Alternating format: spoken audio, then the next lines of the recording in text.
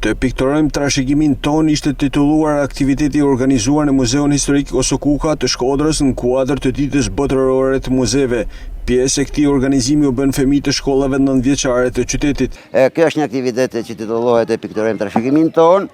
Është në kuadër të gjithë përpjekjeve që ne bëjmë për të riafruar pranë muzeumeve tona vizitorin vendas, duke i respektuar dhe vizitorët e huaj. Ne mendojmë që ky është një aktivitet i cili do të zhvillohet në muajin shtator në marrëveshje me zyrën vendore të arsimit të Shkodrës dhe me gjitha shkollat, sepse jemi të bindur që vetmja rrugë, si thosh, për të ruajtur diçka nga origjinaliteti jon, është kuptimi, komunikimi, përqafimi dhe përfaqësimi i vlerave tona si shqiptar. Të vendosur në pjesë të ndryshme të muzeut, fëmijët punuan objekte të ndryshme duke ndikuar kështu edhe në memorizimin e këtij objekti historik dhe kulturor. Sot është një atmosferë shumë e bukur, shumë e gëzueshme. Kemi nxënës nga të gjitha shkollat, kishim edhe nga shkolla Velipojës, kemi edhe nga shkollat e Shkodrës. Nxënësit janë shpërndarë për pjesë të ndryshme të muzeut edhe secili po pikturon sipas dëshirës pjesë të muzeut.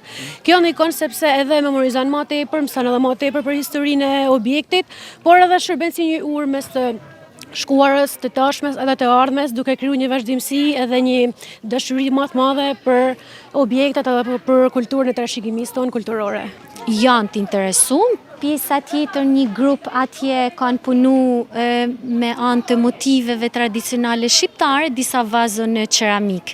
Kurse grupi tjetër atje është një surprizë shumë e këndshme, kanë realizuar Beatricen nga Shkodra Elektronike, edhe janë shumë punime interesante. Ky aktivitet që synon të kthehet në traditë ka si qëllim të theksojë rëndësinë e muzeve si institucion edukativ dhe të nxjisë të mësuarin dhe mirëkuptimin kulturor.